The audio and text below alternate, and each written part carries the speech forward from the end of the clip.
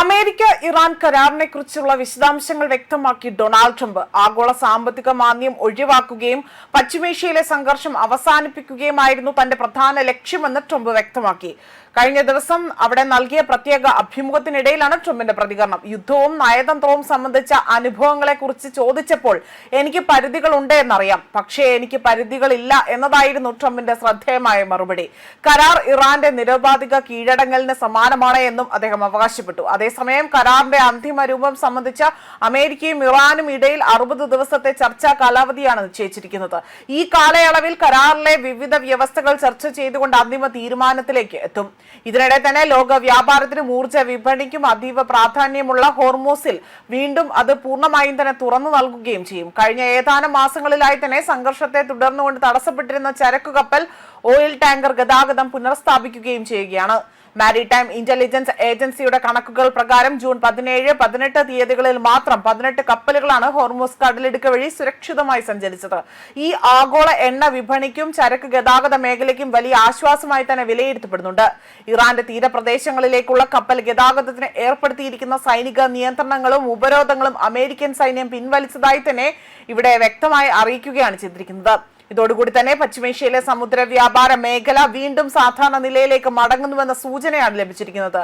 ലോകത്തിലെ എണ്ണ കയറ്റുമതിയുടെ വലിയൊരു പങ്ക് കടന്നുപോകുന്ന ഹോർമൂസ് കടലിടുക്ക് തുറന്നതോടുകൂടി തന്നെ അന്താരാഷ്ട്ര വിപണിയിൽ എണ്ണവില സ്ഥിരത കൈവരിക്കുവാനും ആഗോള വ്യാപാരത്തിന് പുതിയ ഉണർവ് ലഭിക്കുവാനും സാധ്യതയുണ്ടെന്നതാണ് സാമ്പത്തിക വിദഗ്ധരുടെ വിലയിരുത്തൽ.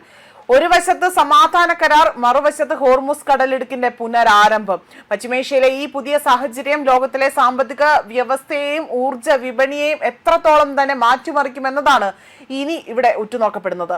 ഇറാന്റെ പ്രതിനിധികളുമായി തന്നെ 60 ദിവസത്തെ ചർച്ചകൾ ആരംഭിക്കുന്നതിനായി തന്നെ US vice president JD Vance ആകട്ടെ സ്വിറ്റ്സർലാൻഡിലേക്ക് നടത്താനിരുന്ന യാത്ര സാങ്കേതിക കാരണങ്ങളാൽ തന്നെ റദ്ദാക്കിയതായി തന്നെ വൈറ്റ് ഹൌസ് വക്താവ് അറിയിച്ചിരിക്കുകയാണ്.